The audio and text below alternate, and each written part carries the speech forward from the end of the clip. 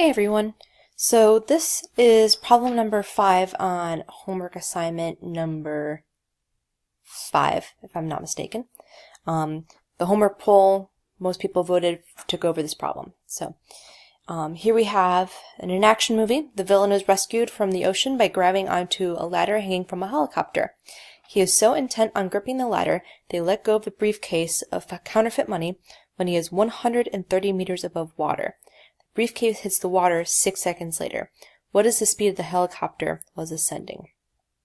So kind of highlighting some important things here, right? We're given a number here. We know he's 130 meters above water. We also know that the briefcase then hits the water 10 seconds later, and we want to find the speed at which the helicopter was ascending, right? So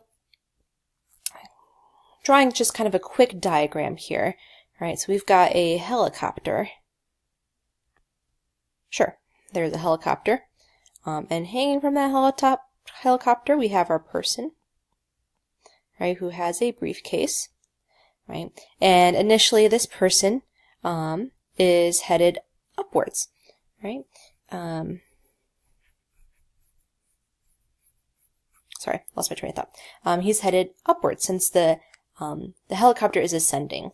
Right, so we can either choose this is a one-dimensional problem, right? Our briefcase is going to travel up and then down, but we just need to decide which way we want to call it positive, whether we call that up or down. It doesn't matter here. Let's go with upwards being positive.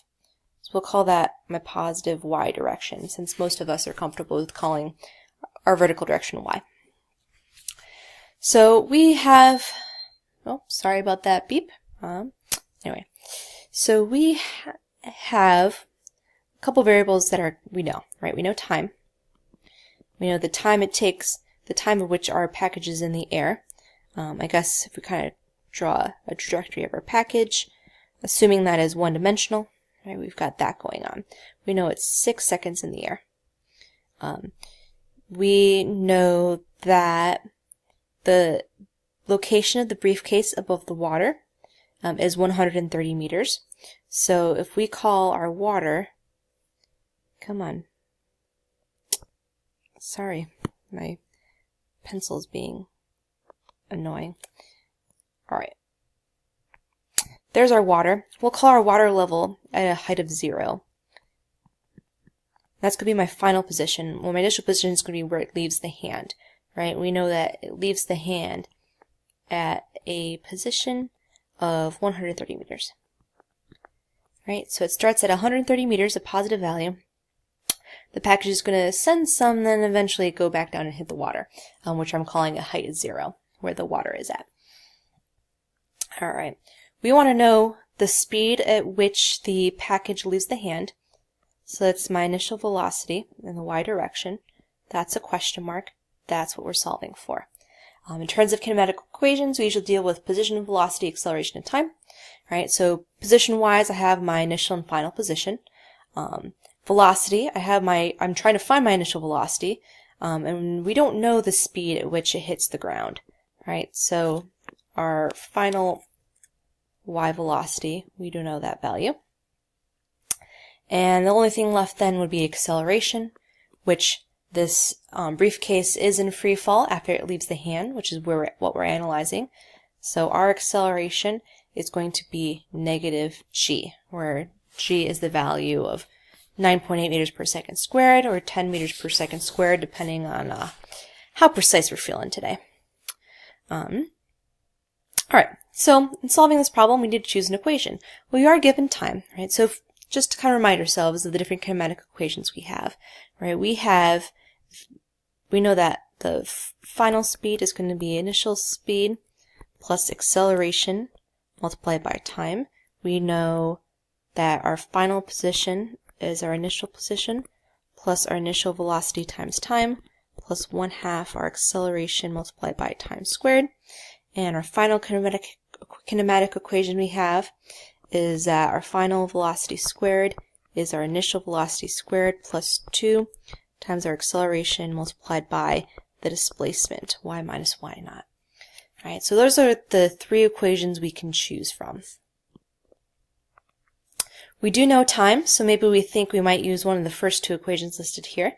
Kind of looking what we know. If we look at the first equation, we do know time, we know acceleration, we know the speed, this is what we're trying to solve for, the speed of which it leaves the hand, v naught y, but we don't know our final speed, right? So that may not be necessarily useful. Looking at the second equation, we know our two y values, y naught and y. This is what we're trying to solve for. We know time, we know acceleration. Right, so this equation here, the second equation, is all we need to solve this problem. So we have,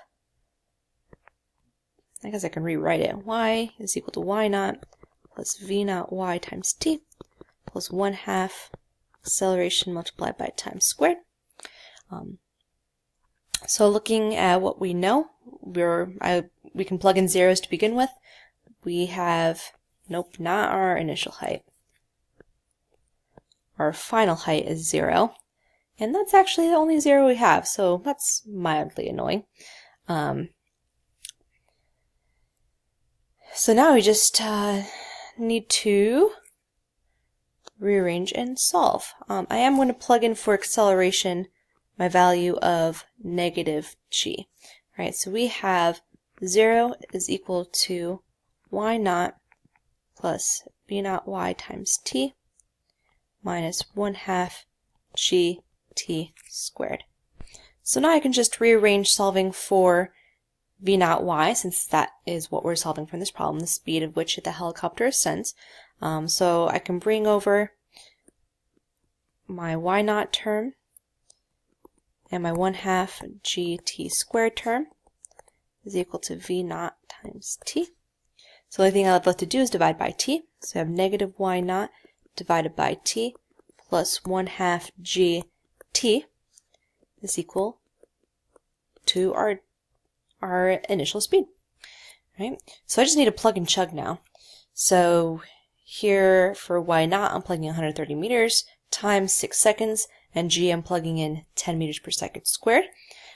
I don't have a calculator on me, but if we go quickly to what I worked out earlier, right? So here we've got, why did I write plus 30 over there? Sorry, must have some scrap work going on. Lost my thought. But this is the equation here that we were discussing. So I plug in the numbers and get a velocity then, or excuse me, a speed of 8.3 meters per second. And that number I crunched was a positive value. Right, so that indicates that my initial velocity was upwards, since my positive direction is upwards, which makes sense for the context of this problem. So the speed is 8.3 meters per second. If we were to give velocity, it'd be 8.3 meters per second upwards. I hope that was helpful.